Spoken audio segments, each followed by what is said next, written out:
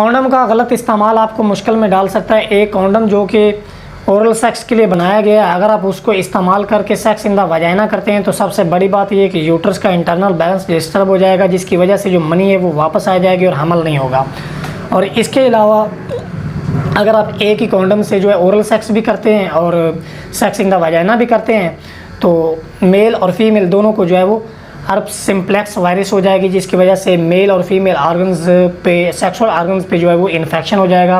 इसके अलावा फीमेल्स को जो पीरियड्स हैं वो शदीद तकलीफ़ के साथ आएंगे,